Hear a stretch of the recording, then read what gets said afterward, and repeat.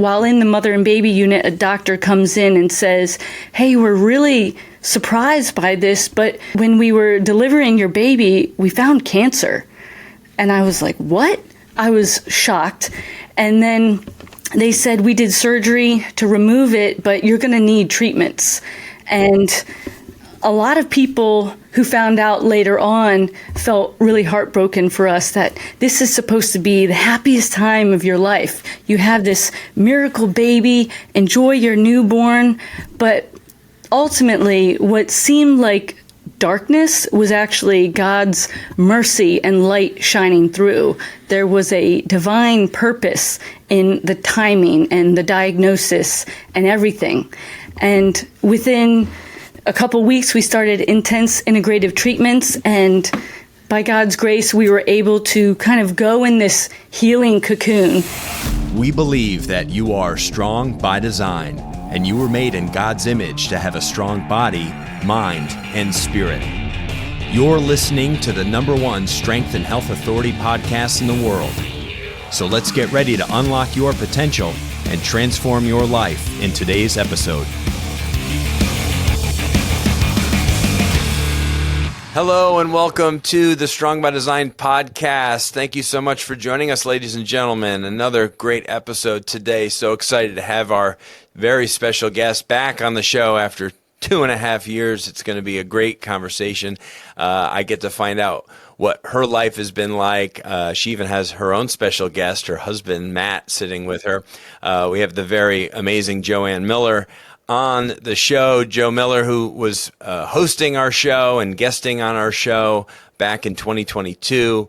And you're going to find out all about her story in the last 2.5 years, what has been going on as she re-enters the Strong by Design podcast realm. And it's going to be very exciting to get her back in the fold as a regular guest and host of our podcast. I'd like to say thank you to all of our return listeners. I know there's hundreds of you that come back on a weekly basis and are supporting the show and listening and sharing with friends and family. And we are so grateful and thankful for you. We try to be, pretty, we have so many different hosts who have their own areas of expertise, like Joe, like Jared, like Tanya, myself, and Mike. And so it really helps us to cover all of these different areas of living a life strong by design, the body and the mind, the spirit. So I like to think that we're very complementary, and we try to be very much inclusive with all the different topics that we like to cover. I think we're going to cover all the body, mind, and spirit today in our conversation with Joe.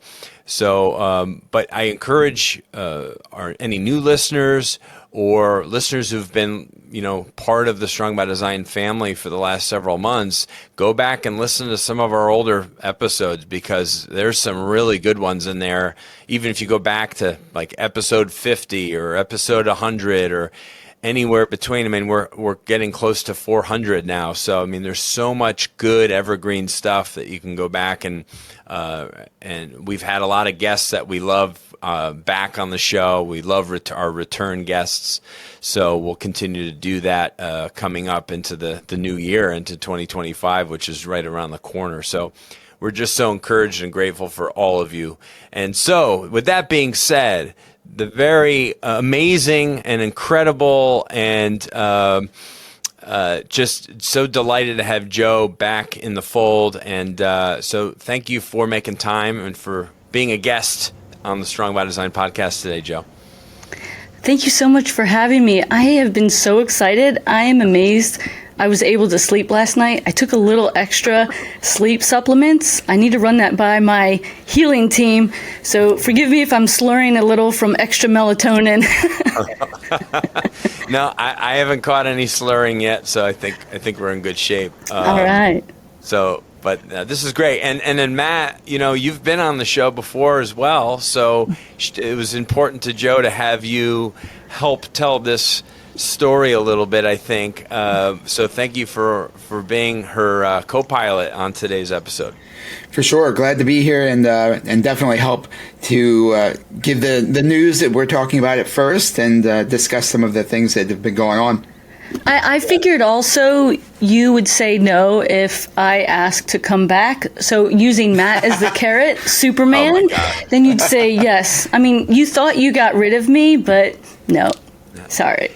Yeah, well, I mean, that's what you get with a guy who's an organ donor, right? Mm-hmm. He's a very giving type of person, which is you can't do better in the giving department than that. So he's he gets high marks in my world for sure. So, in a nutshell, give us the overview of the last 2.5 years. First, for any of our past listeners who are probably wondering, like, where is Jo? Why isn't she, hosting? Or where she hasn't been on the show for so long?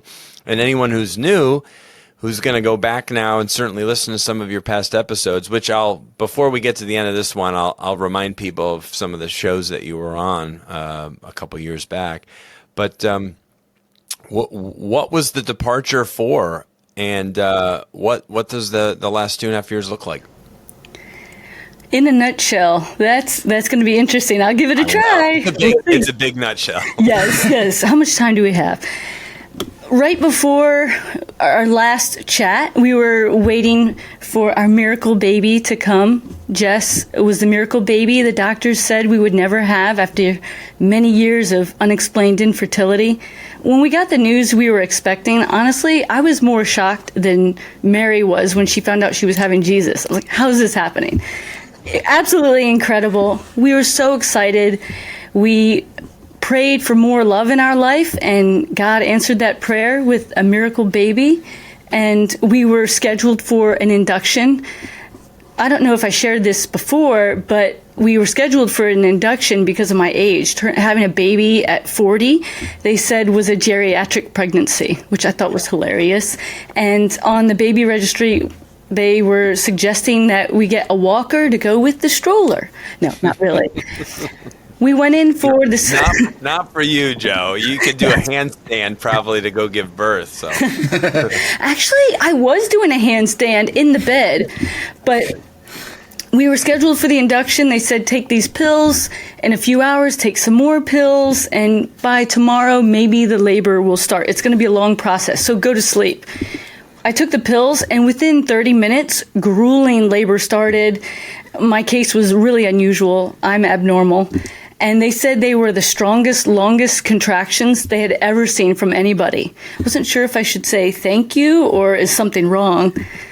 And Matt was incredible. He really went through the whole process like he was also delivering. Although I have to say, the only thing that hurt on me was my hand when she was gripping it. But I bet. I think I broke some bones.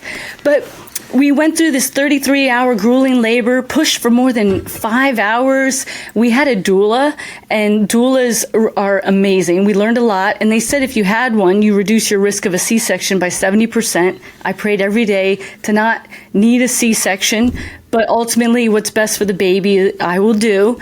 But after 33 hours, they said she's stuck. We can see her head, but she's stuck in your pelvis. You need this emergency surgery. So Matt and I, we prayed and then released it to God. We went into surgery. Next thing you know, she's in my arms. Beautiful baby. She looked like she came out wearing makeup, just stunning. And the doctors and nurses were fawning all over her. Then they wheeled me away. I was so out of it. I didn't know what happened after that.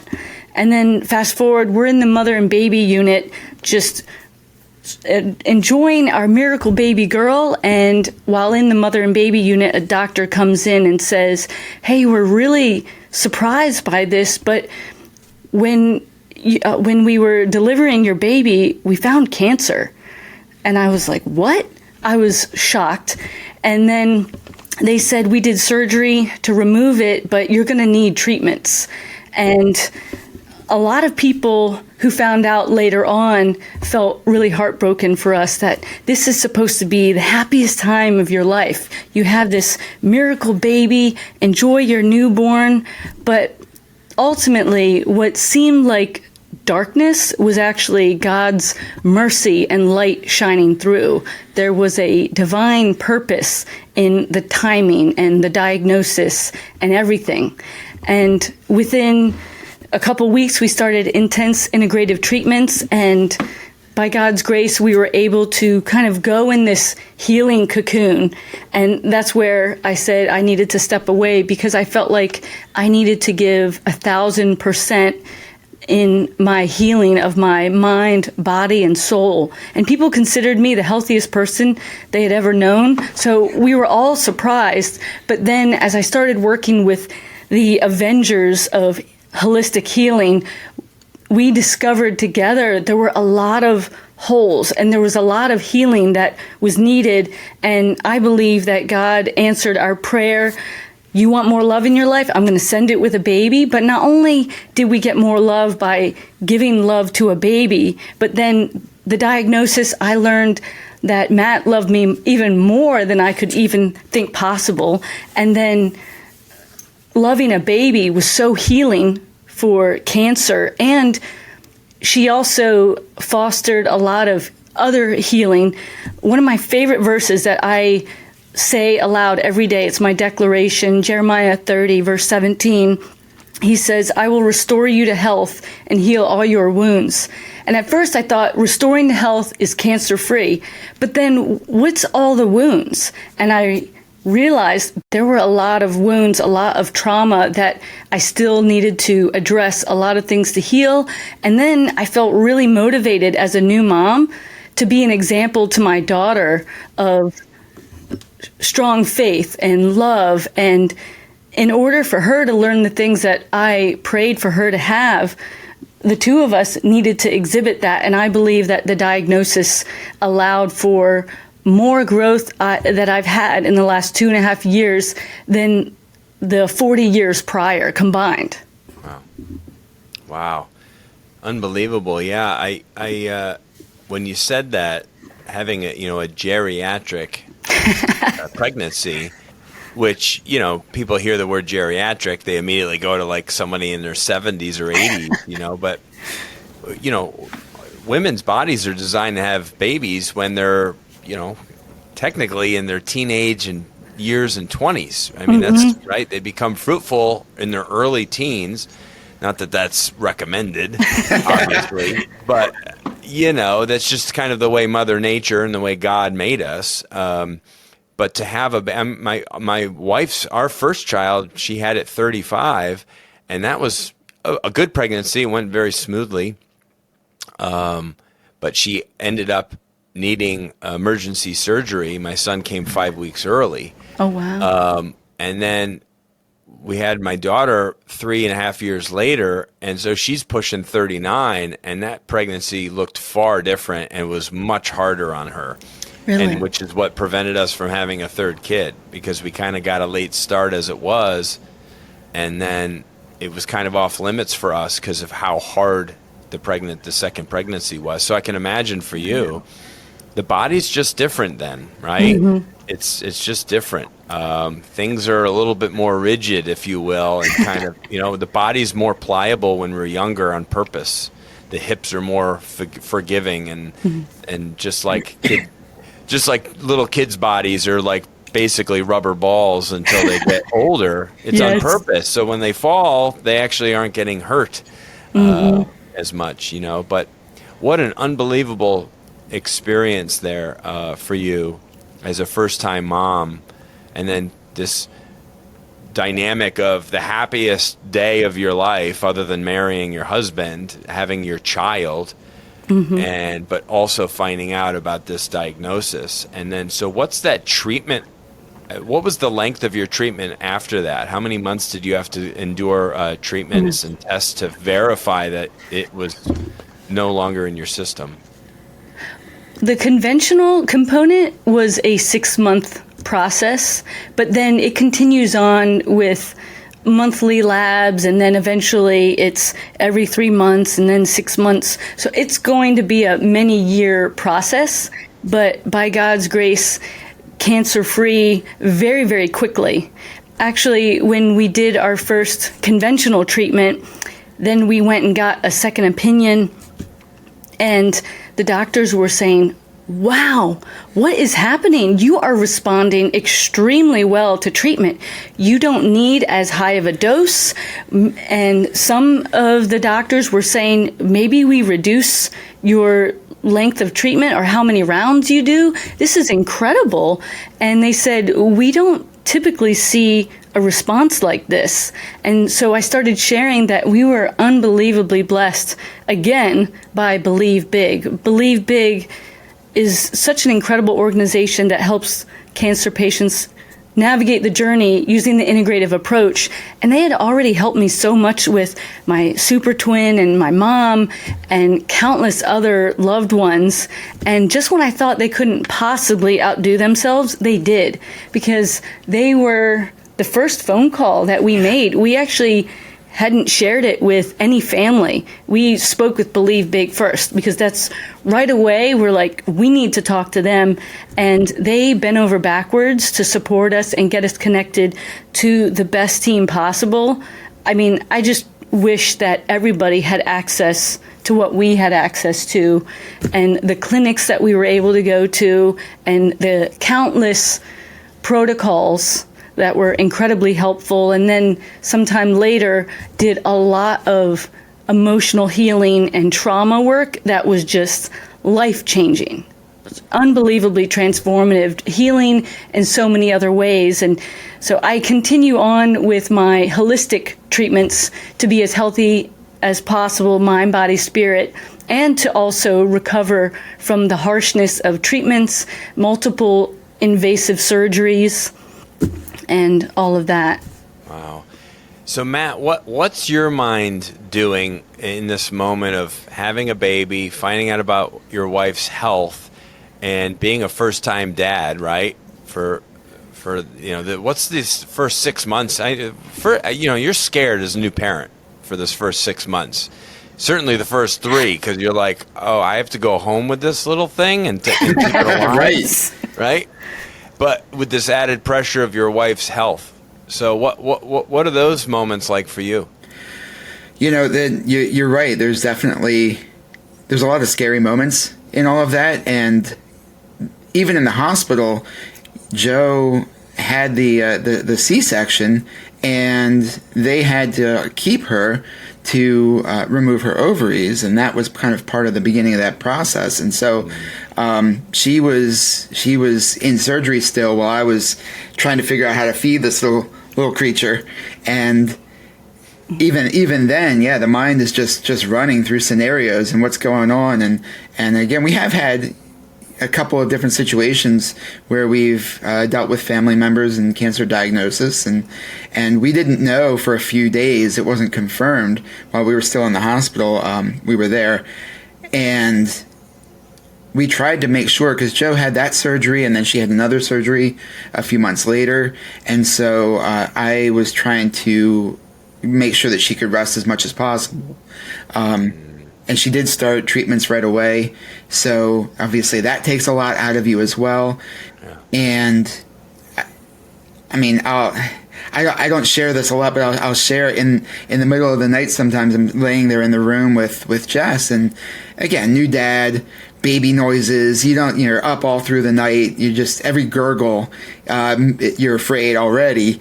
And then I'd take her and I'd be feeding her, and you can't help but wonder in the middle of the night, like, what's going to happen, right? What's going to be 6 months, a year, 2 years down the road? We don't know where we're going. Right. And at the same time, you sit there in the middle of the night holding this little baby, feeding her, not knowing what's going on, and you're praying. There's a lot of prayers in the middle of the night, all the time, and just thinking, God will take care of us. And because of what we went through before, and what especially Jess, Joe's super twin, we were able to hit the ground running in a way that most people wouldn't have been able to. Right. Joe talks about how much the treatments were affecting her positively. Like she was clearing up very, very quickly, and a lot of that, I mean, I attribute that response to the fact that she was able to jump right in, and she was doing things that you don't hear people say, like fasting during chemo treatments. Like, that's not something that you normally do, but it really, really impacted her positively. So a lot of prayer, definitely fears, and just kind of like praying through that and doing the best we can for the little one and for Joe at the same time. Yeah. The power of prayer really is something, isn't it? You know what? And I get it. You know, I mean, I would imagine that a lot of the people that follow our show are believers in God and Jesus. But if they're not, then you know, it's having faith in something bigger than us, in our Creator. Because it makes a lot more sense to me that we are by design, just like our show, that we are created very special, very different, and that that we owe an immense amount of gratitude that we can't pay back to our Creator. And the only way to connect is in prayer. You know, in those tough times and in the good times, we have a tendency to ask for things when we're downtrodden or in difficulty, but sometimes people forget to praise and for all the blessings in our life, which is typically how I start my prayer, is in gratitude, because of all the amazing blessings that I take for granted daily, and I know most of us do, especially if you live in the good old U.S. of A., where we're you know, so blessed just to be in this country for so many reasons. But thank you for sharing that, Matt. I mean, I remember those moments as a new dad, and I mean, we had a premature baby who was spent 2 weeks in the NICU and had bacterial pneumonia, and and just I remember those first few weeks before he came home, and just going back and forth from the hospital to home. My wife stayed in the hospital the whole time. And I would go back home and be like, what is going on? You know, this is crazy. This is not what having a new baby is supposed to be like. You know, seeing your baby in an incubator and not being able to really touch him and stuff for a few weeks, needing help to breathe and stuff. And, you know, it's traumatic. But then you get home and now it's fully your responsibility. And it's like, oh my gosh, I don't want to break anything. I just, it's, you know, you're trying to, but then the nurses would assure you, like, the babies are much tougher than you think. Like, you can, when you're changing the diaper, like, you're not going to pull a leg off. Don't worry. Matt totally felt like that. He was so funny. Yeah. They're just these precious little 6-8 pound things, you know, but they are tough. They're in a lot of ways indestructible. Look what they just went through, you know, but you mentioned, Joe, obviously Believe Big has been a huge part of your life for years now.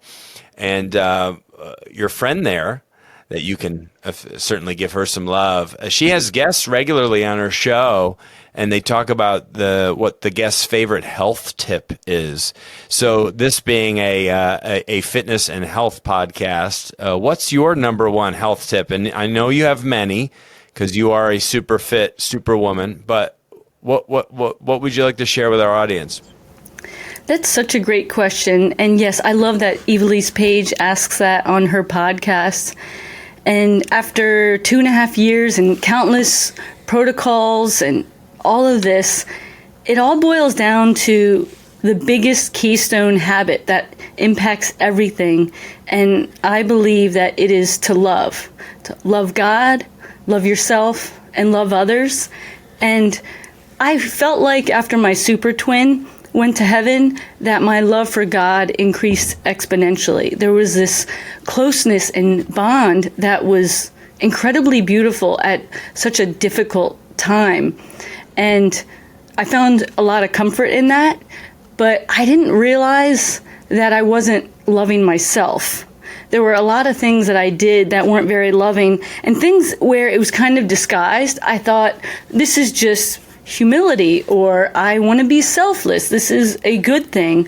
But then after working with the amazing Megan Van Zell at Cancer Peace University, and this a dear friend and therapist, Kit and Kaylee, who helped me through a trauma program, I discovered that as I dissected my thoughts, words, and actions, there were so many examples of me not loving myself. And when you love yourself, fear disappears. And Dr. Nasha Winters says that the antidote to fear is love. And she said, actually, with ovarian cancer, the number one thing you can do is increase oxytocin. And oxytocin is that love, connection, bonding hormone, and you get loads of it from a baby. And it's incredible that we prayed for more love, and God sent that with this miracle baby, but then taking care of her caused me to give love, which is something that I had missed. There was this big hole in my heart. And so giving love was incredibly healing. But then she was also loving me back, and it was releasing oxytocin. So that's where the timing of the diagnosis with a newborn was incredibly divine, because God knew, hey, I'm going to send this baby to help heal you. I'm going to heal you of cancer. But even more than that, bigger, I'm going to heal you of the lack of love that you show for yourself. I'm going to teach you how to love yourself well. And that is something that I want to be able to show Jess. I don't want her to rely on other people to show her love, that she can generate the love from within and know that we have the love of God, but we can also love ourselves. Yeah, that's great. It's such a great message to our listeners. I mean, if people just took more time to love on themselves and give them a pat on the back and not be so critical, and we can be our worst enemies, and I'm guilty of it. That small voice in your head that's not God's voice, telling you can't do it, and you're not good enough, and you're a failure, and all of these things. And it's such a lesson, a good lesson to learn to do a better job of taking care of yourself in that regard, because when you can love yourself the right way, it makes other relationships so much better.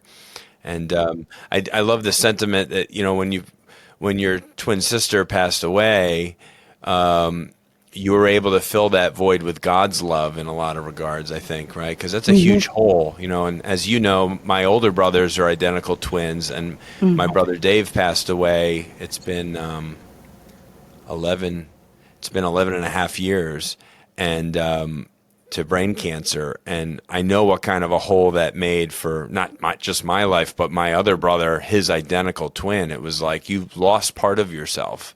It's a loss that no one can ever truly understand other than the other twin, because it's just such a unique bond and relationship. It's half of you that became another person. So it's just such a unique thing, and only God can fill that gap. It really, honestly. So your little one, Jess. If you had to describe her in a few sentences, what would that sound like? Both of you, please. Well, she's definitely a bundle of joy, and we call her a firecracker because she has an insane amount of energy. Oh, yeah. We've had a number of sitters watch her or other kids play with her, and they will be sitting on the floor out of breath, and they'll say, "Oh, I can't keep up with her. She just go, go, go, go, go." And I wonder where she gets that from. Joe, right. For sure. Right. She's amazing. She's adventurous. She was telling jokes at a year, little baby jokes. She tells little stories. She's always exploring. She really takes after her mommy. I'll come in the living room and they'll be doing yoga together on the floor. Yeah. She gets in. She works. She puts us through workouts already. She's a little trainer at 2 years and 4 months. Wow. And she does my healing routine with me, which is quite extensive. Yeah. And I wanted to show her how being healthy and your best self is fun. And we even started this thing on our YouTube channel called Healthy Kids Club. And we have this acronym called SAFE, and it's simple, achievable, fun, and effective.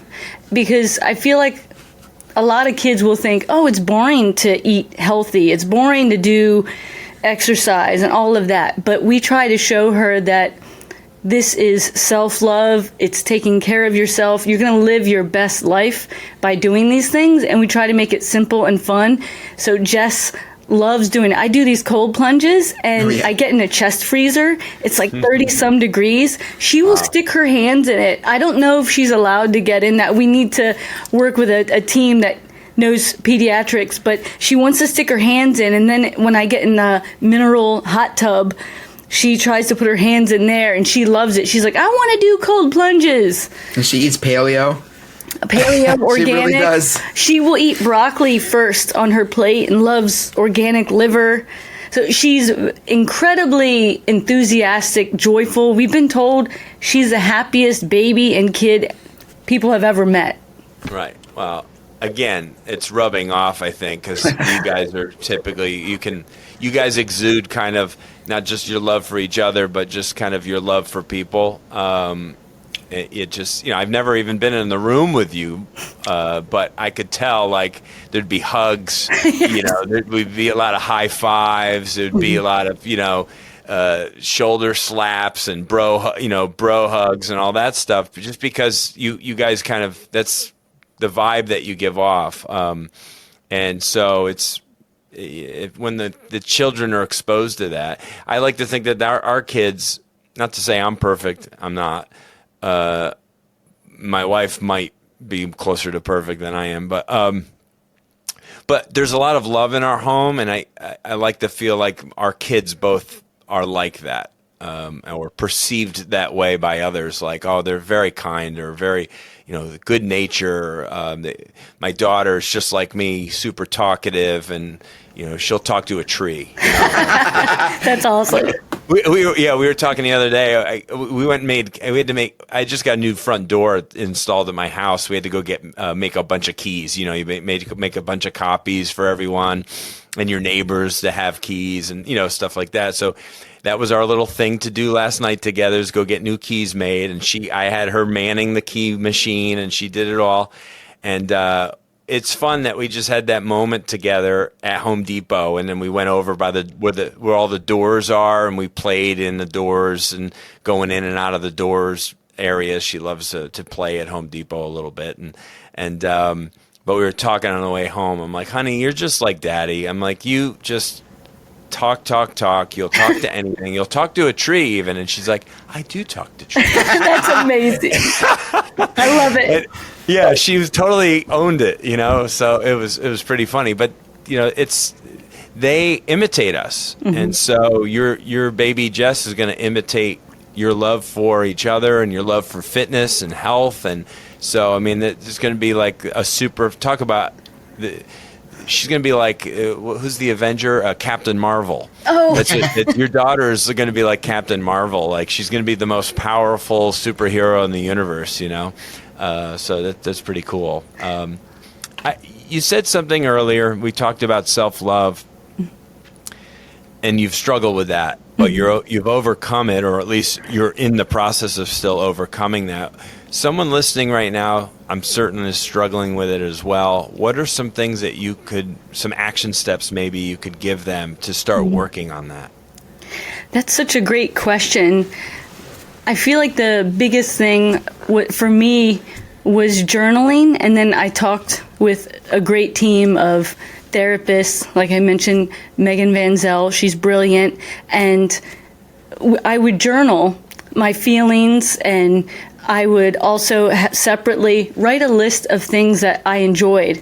There were so many times where I knew that I loved health and fitness, but there was a lot of other things in my life where I didn't know what truly brought me joy and fulfillment, and I would write it down. I would think about, what are the little things that lift my spirit? What makes me just smile and make my soul feel happy? So I thought a lot about what brought me joy. I actually started saying, "Good morning, Joe. I love you." I'd put my hand on my heart and close my eyes and do this technique that I learned from an author. I think it's Dr. Shauna White. Dr. Nasha Winters interviewed her, and she's this therapist who talks about how self-compassion and self-love is incredibly healing. When you love yourself and love others, you release chemicals that heal the body. But when you feel negative emotions, anger, bitter, resentment, guilt, it releases chemicals that create disease. And eventually it catches up. So I try to do meditations, loving kindness meditations, saying I love you to myself. I look in the mirror and say it. I feel really weird. Sometimes I've done this outside in the yard and I'm saying I love you to myself. I think the neighbors think I'm a narcissist. But I love you, Joe. I love you too, Joe. It's like, oh my gosh, she has split personality. Exactly. It's funny because in our cul-de-sac, we've had 3 neighbors in our small cul-de-sac move.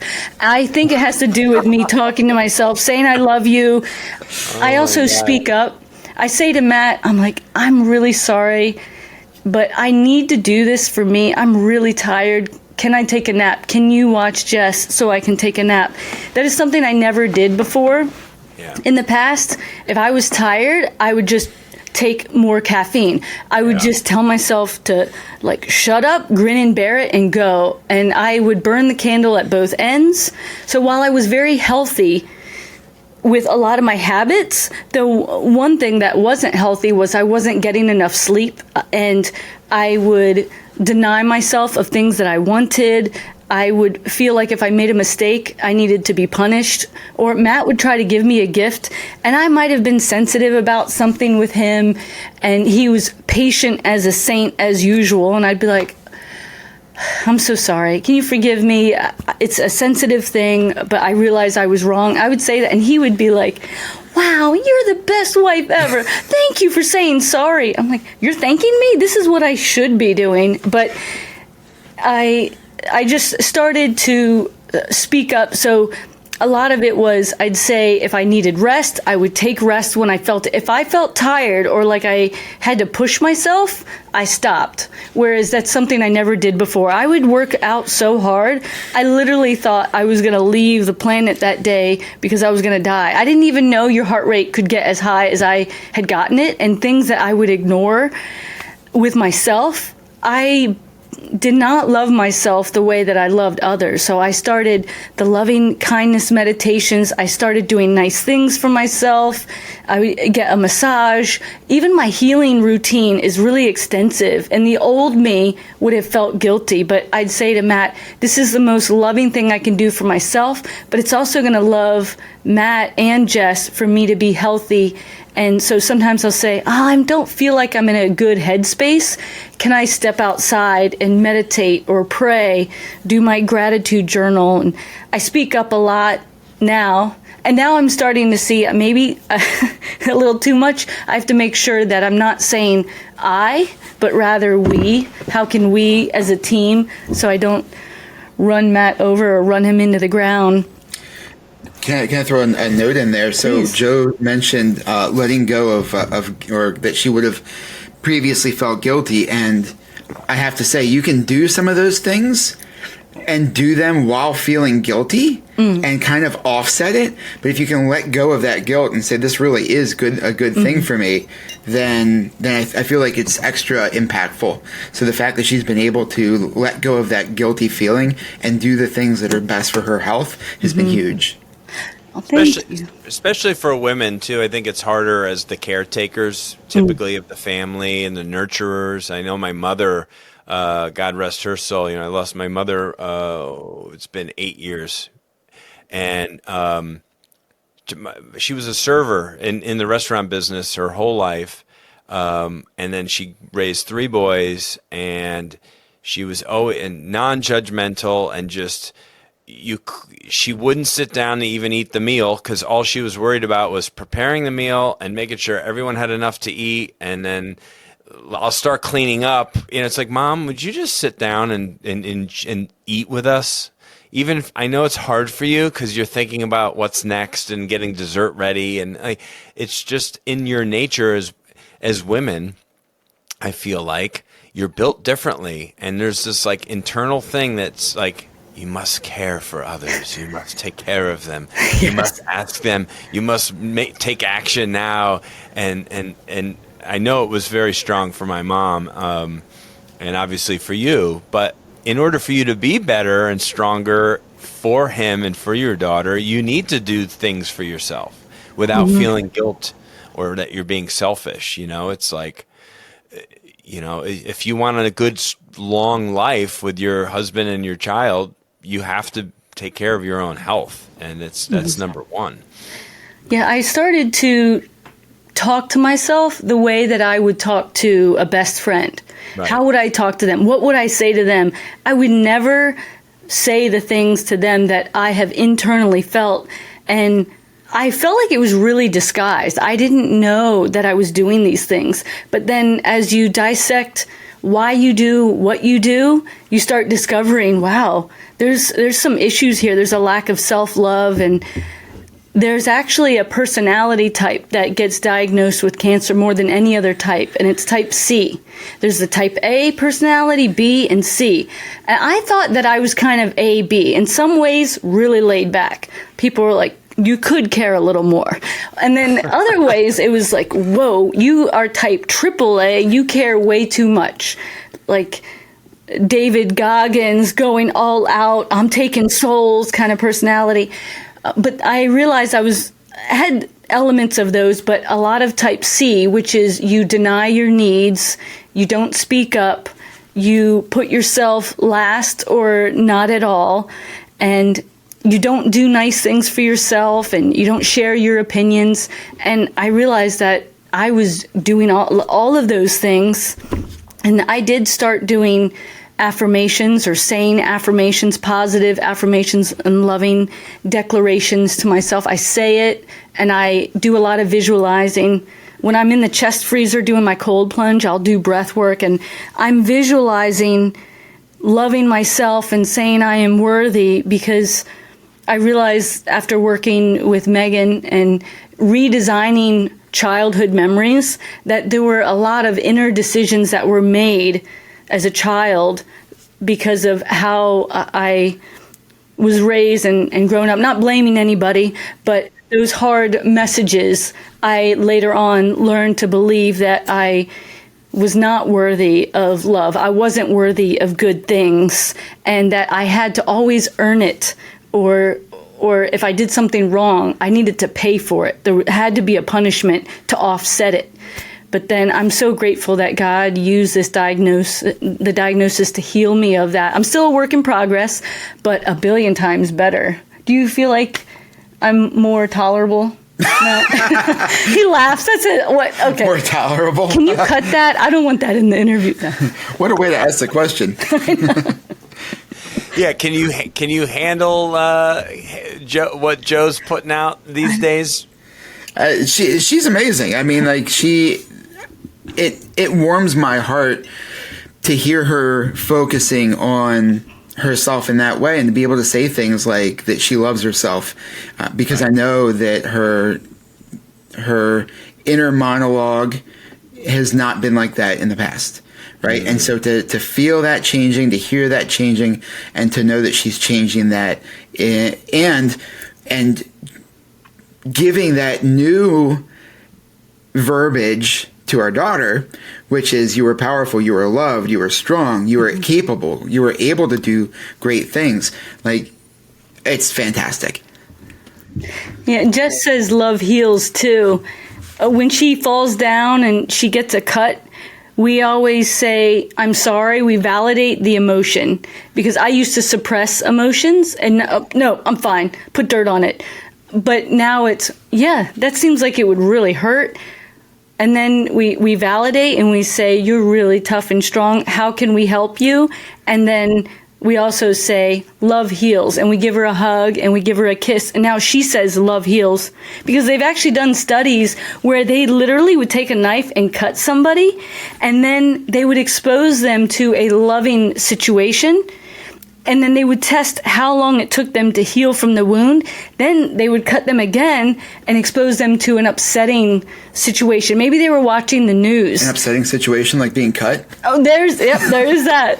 But add on to that, and then they would be exposed to the news, and then they would time the healing. And the people that were exposed to love, and they also included laughter, basically the oxytocin type feelings, they healed exponentially faster. Wow. Yeah, the body, the cells probably perform a little bit better when you're giving them the right reaction and response. And it all starts up here. It all starts up in the head, and the inner voice, the words that we use to talk to ourselves about things, and it's so important. I think of the Bible, the two becoming one flesh. When you're talking about, it's two people do come together and complement each other and kind of complete each other, as you do in marriage. But we also have to find wholeness in ourselves, aside from, or where are we finding our identity? We're not finding our identity in our spouse. We're finding our identity in God, hopefully, and in something that's bigger than us. But when those two things are happening simultaneously, like the two becoming one flesh and both people being moving in the same direction, that's where it really becomes so much more powerful as a connection and relationship and a bond. It's pretty cool. So you've been reading a few books. You said you threw out a number of like 150. Now, I'm not challenging you on that. That is an insane number of books to have read in the last couple of years. Yeah. But there was one book in particular that kind of made your top list of favorite books over the course of the last couple of years. And there's a favorite quote that you have. What is that? That's a great question. Just to put it out there, I was only able to read those books because of Audible. God bless you, Audible.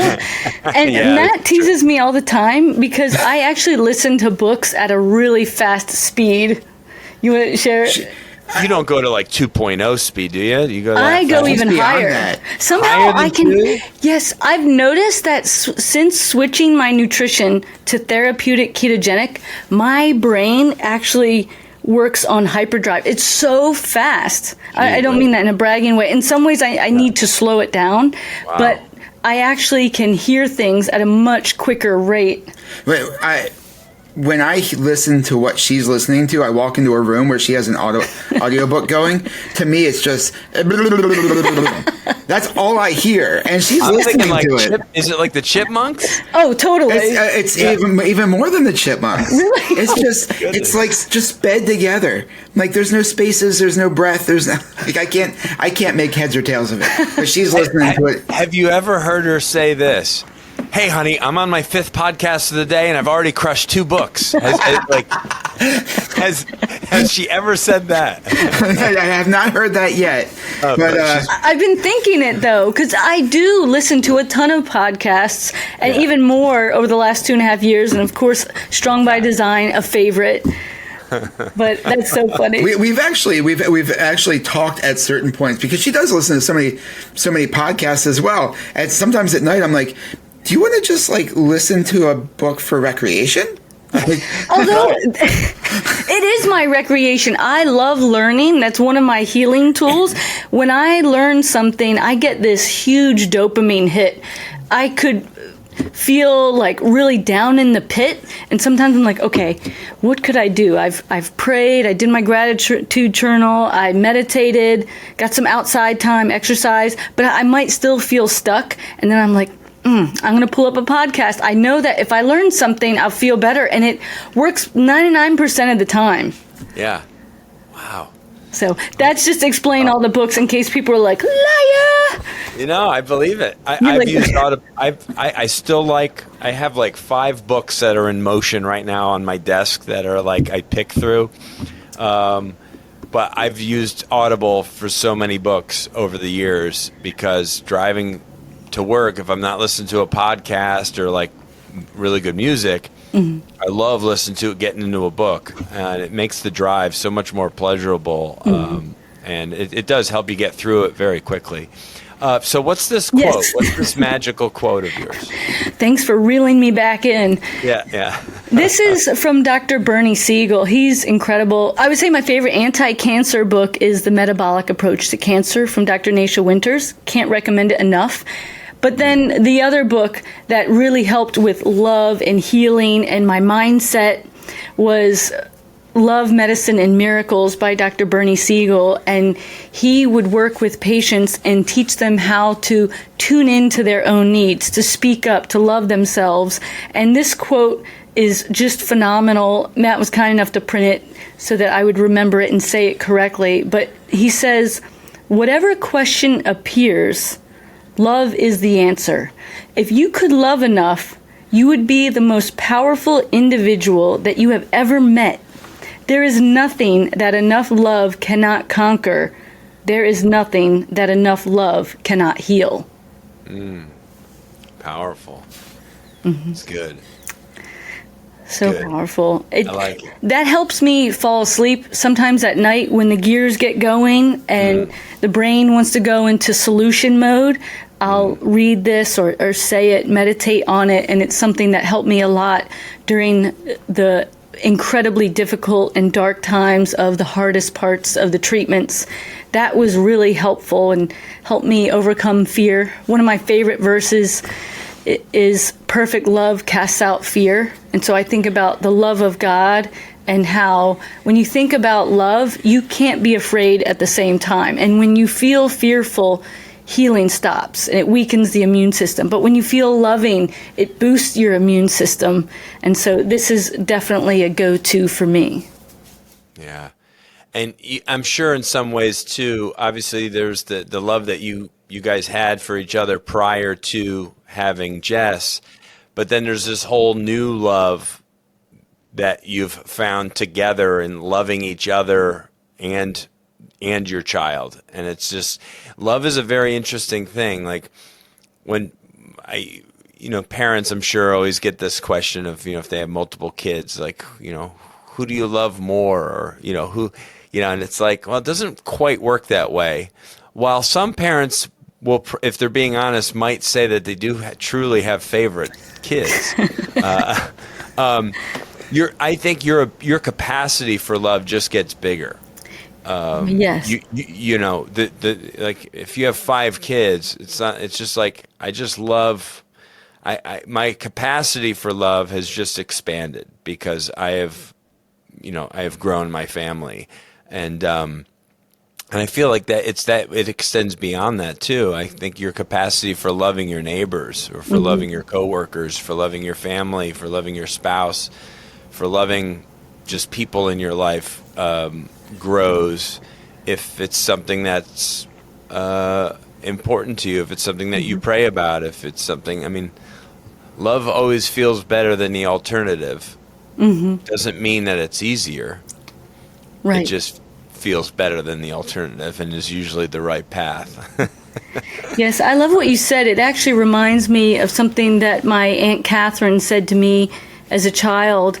I remember feeling a little jealous over another cousin being around and, am I not the favorite? My twin and I, are we not the favorites? And is there enough love to go around? Because I felt like it was something that was scarce.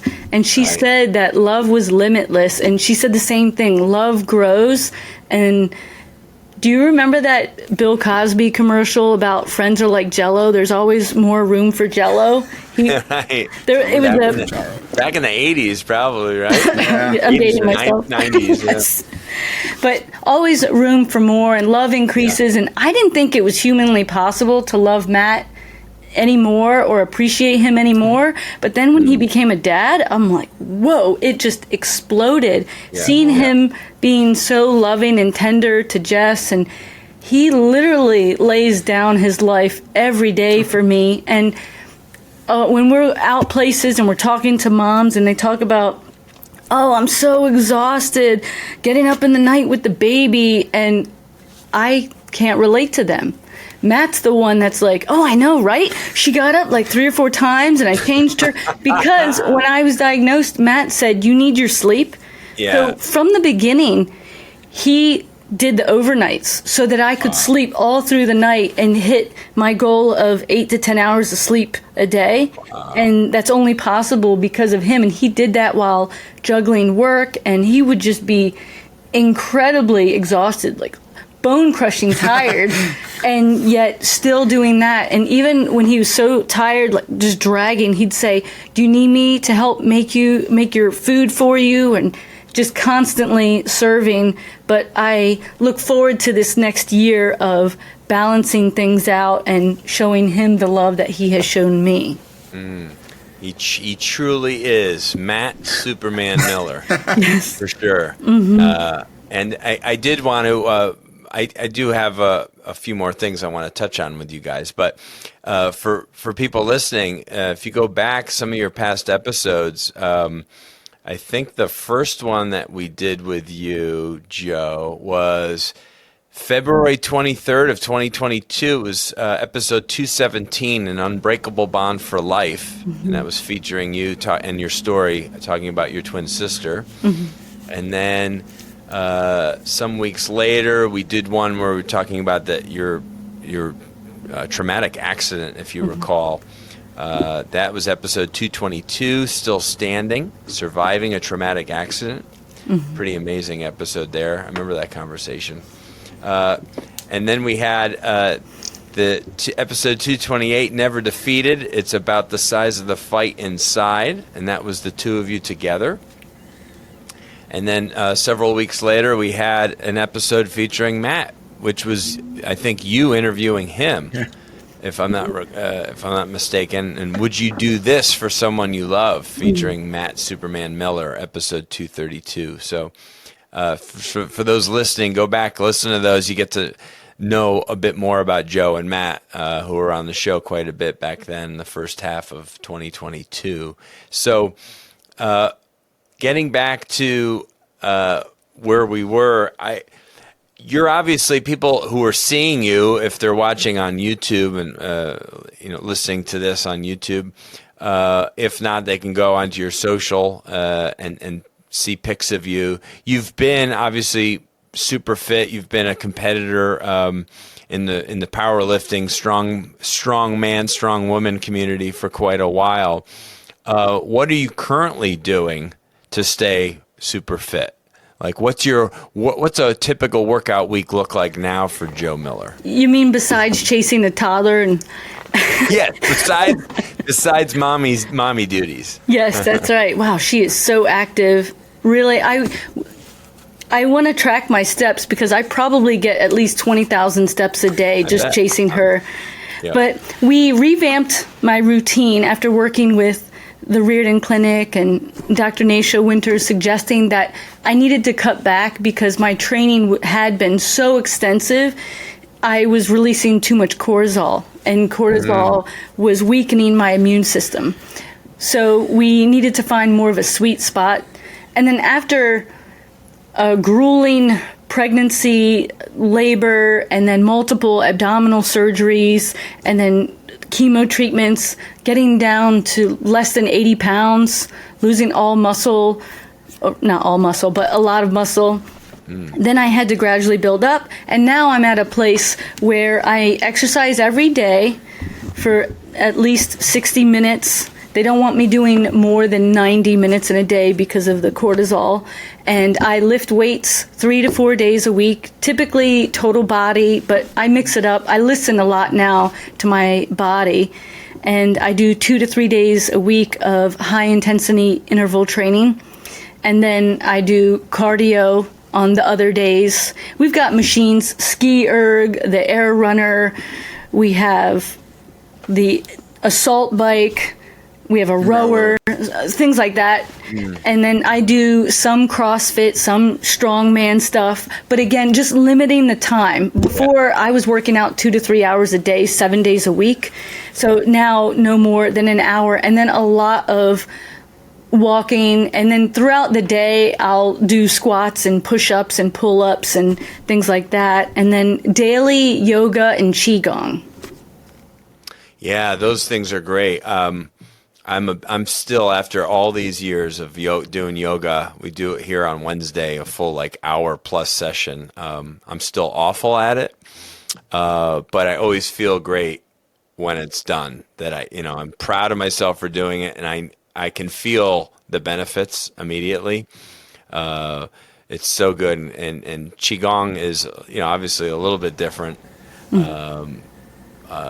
Explain to somebody listening, they probably have an idea of yoga because of its popularity.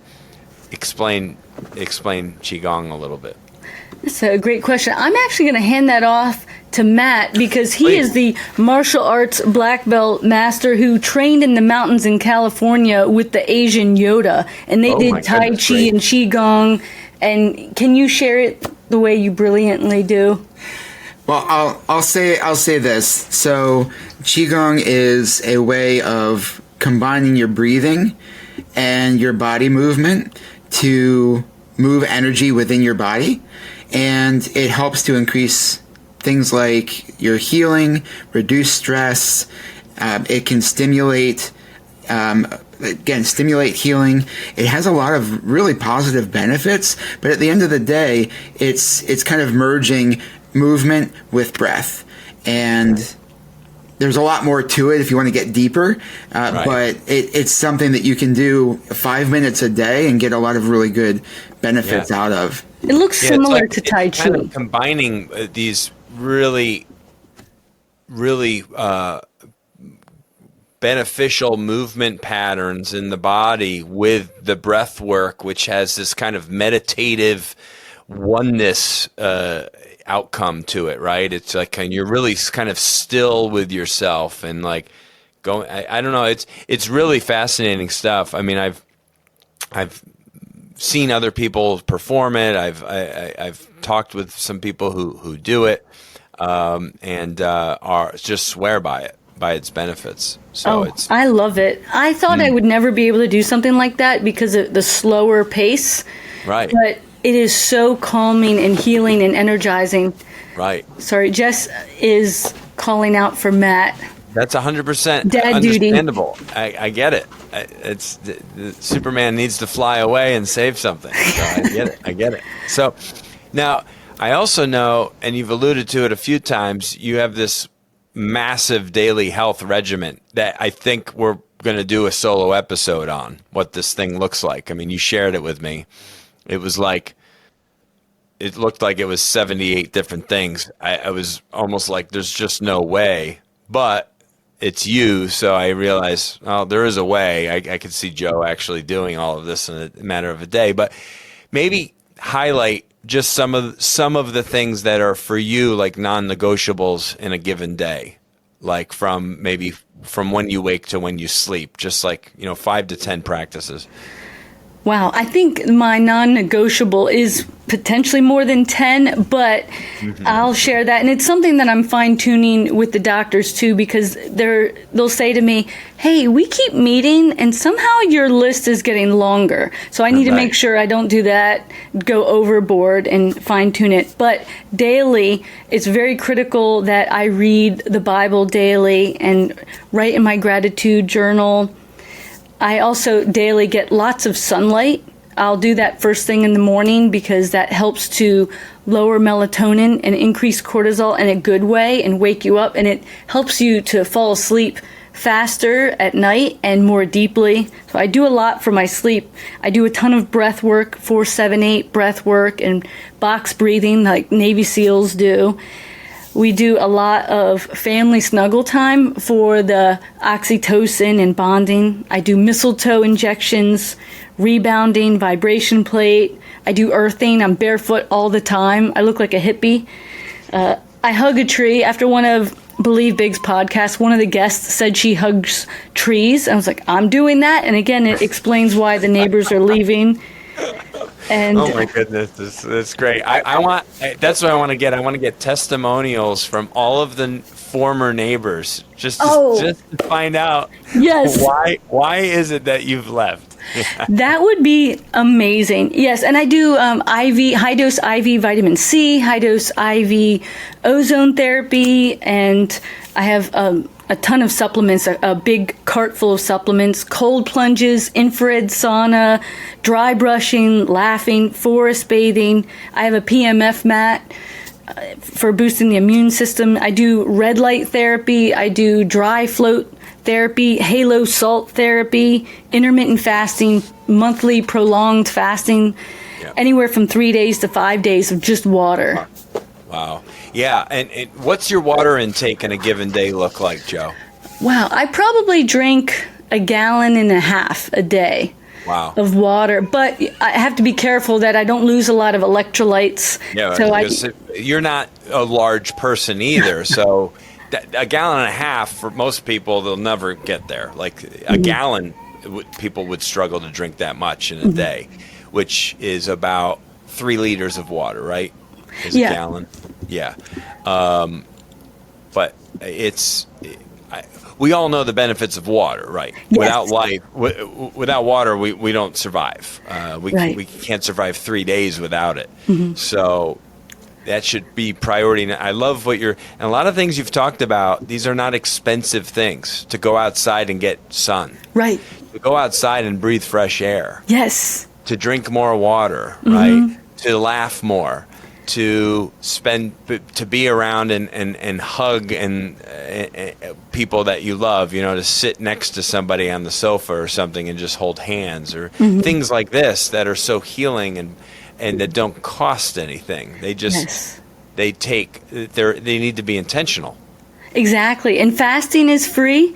That really is powerful. Never in a million years did I think I could fast. I barely could make it 2 hours without eating, but then the longest I did was 5.5 days, but usually 5-day water fast, just water. And God is good to help me, and it really just helped heal a lot. Fasting is free. And then also I did the therapeutic ketogenic, which I'm still doing, and I really enjoy that. And of course, a lot of emotional healing work. That is daily. The emotional component is the biggest piece of the healing puzzle, and that impacts everything else. Wow. Yeah, we've had Dr. Annette Bosworth on our show several times, Dr. Boz. I would encourage you, Joe, if you haven't heard some of her episodes. She's great. Fascinating. Okay. Yes. She's an internal medicine doctor, and she's a huge advocate for fasting and for ketogenic and for its effects on us, its impact on us, especially with anything cancer related. But you starve cancer when you fast, and especially when you're not taking in sugar and stuff. So obviously that I think that was a huge component of you restoring health was like, if you're fasting, the cancer has nothing to survive on if you're not taking anything in. It's not going to live on water. Yes, and your immune system reboots. And also just fasting is very spiritual too. I needed to pray like I've never prayed before, and just my relationship with God and my faith has increased exponentially since then. And so that is a good time to reflect a lot during the fasting time and rest. And we just have been really blessed to be able to try so many things. Yeah, no doubt. How's Jess, Superman? She's fine? She's good. She needed a little bit of help, and she needed a little daddy snuggle, but she's good for now. See, good. Superman back at it. That's good. I want to get you guys back to mommy daddy mode because I know it's a whole hour without the kid kind of just kind of doing their own thing. That can be tough. An hour for a kid might as well just be a full day. Yes, that's true. That's true. What I mean?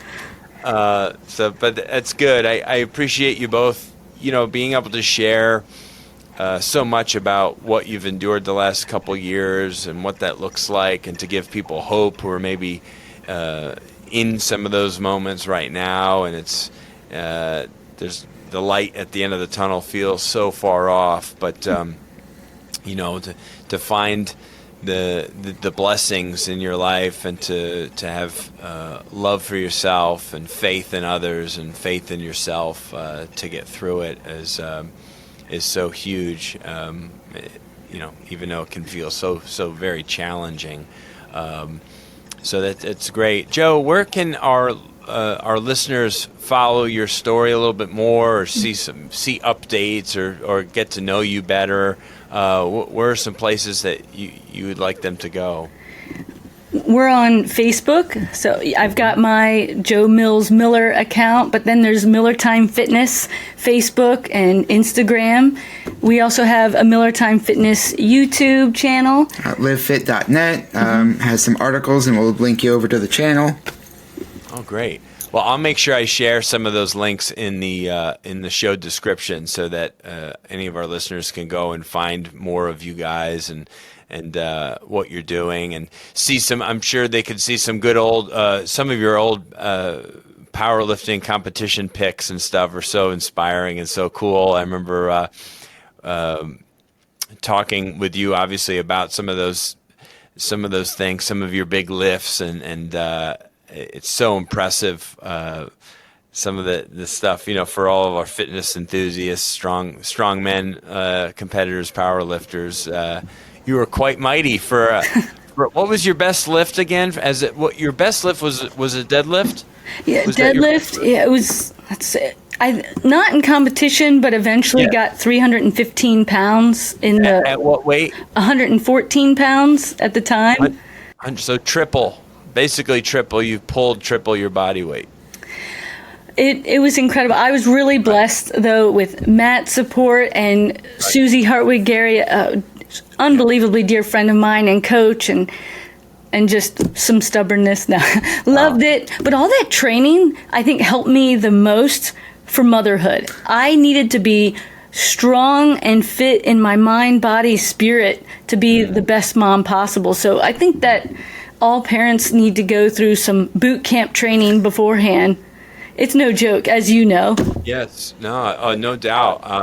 I encourage anyone to participate in something like that makes you a little scared, that challenges you, right? As long as it's done safely, obviously, with your health in check, your health in mind.